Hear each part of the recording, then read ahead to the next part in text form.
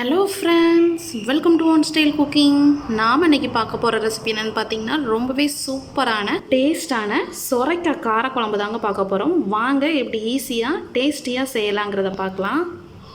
வீடியோக்குள்ளே போகிறதுக்கு முன்னாடி கீழே உள்ள ரெட் கலர் சப்ஸ்கிரைப் பட்டனை கிளிக் பண்ணுங்கள். கூடவே பக்கத்தில் உள்ள பெல் ஐக்கானையும் கிளிக் பண்ணுங்கள். அப்போ தான் நான் போடுற வீடியோ எல்லாமே உடனுக்குடன் உங்களுக்கு தெரிய வரும். வாங்க இப்போ வீடியோக்குள்ளே போகலாம். சொரைக்காய் காரக்குழம்பு பண்ணுறதுக்கு இப்போ கடாயில் கொஞ்சமாக ஆயில் சேர்த்துருக்கேன். ஆயில் நல்லா சூடானதும் கொஞ்சமாக கடுகு உளுந்தம் பருப்பு சேர்த்துக்கோங்க. கடுகு நல்லா வெடிக்க ஆரம்பிக்கும் போது கொஞ்சம் ஒரு 1/4 டீஸ்பூன் போல் வெந்தயம் சேர்த்துக்கலாம். இப்போ கடுகு நல்லா பொரிஞ்சிருச்சு. இந்த ஸ்டேஜில் நம்ம வெங்காயம் சேர்த்துக்கலாம். நான் இன்றைக்கி ஒரு பெரிய வெங்காயத்தை கட் பண்ணி வச்சுருக்கேன், அதை சேர்த்துக்கிறேன். இந்த வெங்காயம் கூடவே ஒரு 6 பல் பூண்டை இந்த மாதிரி கட் பண்ணி சேர்த்துருக்கேன். கூடவே காரத்துக்கு ஒரு 3 பச்சை மிளகா, அதையும் இது கூட கட் பண்ணி சேர்த்துக்கோங்க. இப்போ வெங்காயம் எல்லாம் சேர்த்து நல்லா வதக்கிக்கலாம். இப்போ இது ஒரு 2 நிமிஷம் நல்லா வதங்கட்டும். பாருங்கள், வெங்காயம் நல்லா வதங்கியிருக்கு. இந்த ஸ்டேஜில் நம்ம கருவேப்பிலை சேர்த்துக்கலாம். கொஞ்சமாக கருவேப்பிலை சேர்த்துக்கோங்க. கருவேப்பிலை சேர்த்து நல்லா பொரிஞ்சதும் நம்ம தக்காளி சேர்க்க போகிறோம்.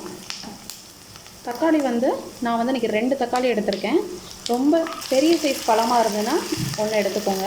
நான் இன்றைக்கி 2 மீடியம் சைஸ் பழம் எடுத்திருக்கேன். தக்காளி அதிகமாக சேர்த்திங்கன்னா புளியை நம்ம கொஞ்சம் குறைச்சிக்கலாம். அதனால் தக்காளி நான் கொஞ்சம் எக்ஸ்ட்ராவாக சேர்த்துருக்கேன். இப்போ தக்காளி சீக்கிரம் வதங்குறதுக்காக கொஞ்சமாக நம்ம உப்பு சேர்த்துக்கலாம். உப்பெல்லாம் சேர்த்து நல்லா வதக்கி தக்காளி நல்லா பேஸ்ட் மாதிரி ஆகணும். அது வரைக்கும் நல்லா வதங்க விட்டுக்கலாம். இது ஒரு 3 நிமிஷம் வெந்தால் போதும். கரெக்டாக நமக்கு தக்காளி நல்லா மேஷ் ஆகிடும். இப்போ இதை மூடி போட்டு ஒரு 3 நிமிஷம் மட்டும் குக் பண்ணுங்கள். தக்காளி நல்லா மேஷ் ஆகட்டும். இப்போ 3 நிமிஷம் கிட்ட ஆகிடுச்சு. தக்காளி நம்ம நல்லா வதங்கியிருக்கு. இப்போ அதை நல்லா மேஷ் பண்ணி விட்டுக்கலாம். பாருங்கள், இப்போ நல்லா பேஸ்ட் ஆகிடுச்சு. இந்த ஸ்டேஜில் நம்ம மசாலா சேர்த்துடலாம். இதில் காரத்துக்கு பார்த்திங்கன்னா நான் ஒரு 1/2 டீஸ்பூன் போல் மிளகாத்தூள் எடுத்திருக்கேன். இது கூடவே ஒரு 3 டீஸ்பூன் வீட்டில் அரைச்ச குழம்பு பொடி இருக்குள்ள அது சேர்த்துக்கிறேன். நீங்கள் குழம்பு பொடி இல்லைன்னு நினச்சிங்கன்னா மல்லித்தூள், மிளகாத்தூள், அப்புறம் கொஞ்சம் மஞ்சள் தூள் சேர்த்துக்கோங்க. நான் மஞ்சளெல்லாம் இதில் சேர்த்து அரைச்சதுனால இந்த 2 மட்டும் சேர்த்துருக்கேன். இப்போ 2 சேர்த்து நல்லா மிக்ஸ் பண்ணிக்கலாம்.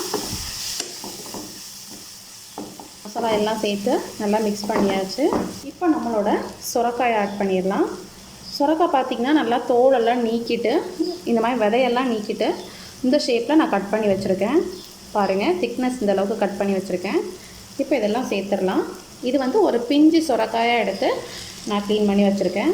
இப்போ இந்த சொரக்காயும் இந்த மசாலாவோடு சேர்த்து நல்லா மிக்ஸ் பண்ணிடலாம். இந்த மசாலாவோடு சேர்ந்து இந்த சொரைக்காய் எல்லாம் நல்லா குக் ஆகும்.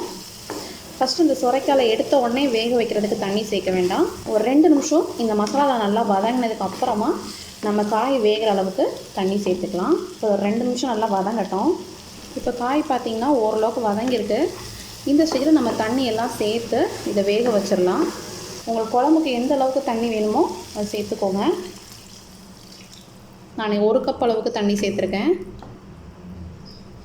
இப்போ நம்ம குழம்புக்கு தேவையான உப்பை சேர்த்துடலாம். ஆல்ரெடி நம்ம முதல்ல கொஞ்சம் உப்பு சேர்த்தோம். இப்போ கொஞ்சமாக சேர்த்துக்கோங்க. இப்போ நல்லா மிக்ஸ் பண்ணி இதை மூடி வச்சு இந்த காய் நல்லா வேகிற வரைக்கும் நம்ம குக் பண்ணணும். அப்போ தான் அந்த குழம்பு ரொம்ப சூப்பராக இருக்கும். மூடி வச்சாச்சு. ஒரு 5லேருந்து ஒரு 7 நிமிஷம் வரைக்கும் நல்லா குக் ஆகட்டும். இப்போ காய் நல்லா வெந்திருக்கும். பாருங்கள், 7 நிமிஷம் கிட்ட கொதிக்க வச்சுருக்கேன். இந்த காய் நம்ம போட்ட கலருக்கும் இதுக்கும் பார்த்திங்கன்னா நல்லா தெரியும். கொஞ்சம் டிரான்ஸ்பரண்ட்டாக இருக்கும். இந்த மாதிரி நம்ம குக் பண்ணணும். அப்போ தான் நம்ம சாப்பிட்றப்ப அந்த காயெல்லாம் நல்லா வெந்து நம்மளுக்கு சூப்பராக இருக்கும். இந்த ஸ்டேஜில் நம்ம புளி சேர்த்துக்கலாம். புளி பார்த்திங்கன்னா நான் கொஞ்சமாக தான் சேர்த்துருக்கேன். ஒரு சின்ன எலுமிச்சை சைஸ் அளவு தான் புளி சேர்த்துருக்கேன். ஏன்னா நம்ம தக்காளி நம்ம 2 தக்காளி சேர்த்ததுனால புளியோட அளவு நான் கம்மி பண்ணிட்டேன். புளியெல்லாம் சேர்த்து நல்லா மிக்ஸ் பண்ணிக்கோங்க. இதோட பச்சை வாசனை நம்மளுக்கு போகணும். ஒரு 2 கொதி கொதிச்சதுக்கப்புறம் நம்ம அடுப்பை ஆஃப் பண்ணிடலாம். இப்போ நம்மளோட சொரைக்காய் காரக்குழம்பு சூப்பராக ரெடி ஆகிடுச்சு. நான் இன்றைக்கி புளி மட்டும் சேர்த்துருக்கேன். நீங்கள் இது கூட தேங்காய் கூட சேர்த்துக்கலாம். தேங்காய் அரைச்சி சேர்த்திங்கன்னா கூட ரொம்பவே சூப்பராக இருக்கும். நல்லா குழம்பெல்லாம் ஊற்றி சாப்பிட்றதுக்கும் அவ்வளோ அழகாக இருக்கும். இப்போ ஃபைனலாக அடுப்பை ஆஃப் பண்ணிவிட்டு கொஞ்சமாக நம்ம கொத்தமல்லி இலையை கட் பண்ணதை சேர்த்துக்கலாம். அவ்வளோதாங்க, நம்மளோட சூப்பரான சொரைக்காய் காரக்குழம்பு ரெடி ஆகிடுச்சு. இது நம்ம சாதத்தோடு வச்சு சாப்பிட்றப்ப அவ்வளோ சூப்பராக இருக்கும். கண்டிப்பாக நீங்களும் இந்த ரெசிபி ட்ரை பண்ணி பாருங்கள். ரொம்பவே சூப்பரான டேஸ்டான நம்மளோட சொரைக்காய் காரக்குழம்பு ரெடி ஆகிடுச்சு. கண்டிப்பாக நீங்களும் இந்த ரெசிபி ட்ரை பண்ணி பாருங்கள். இந்த ரெசிபி பிடிச்சிருந்துச்சுன்னா நம்ம சேனலை லைக் பண்ணுங்கள், ஷேர் பண்ணுங்கள், சப்ஸ்கிரைப் பண்ணுங்கள், மறக்காமல் கமெண்ட் பண்ணுங்கள். தேங்க்யூ.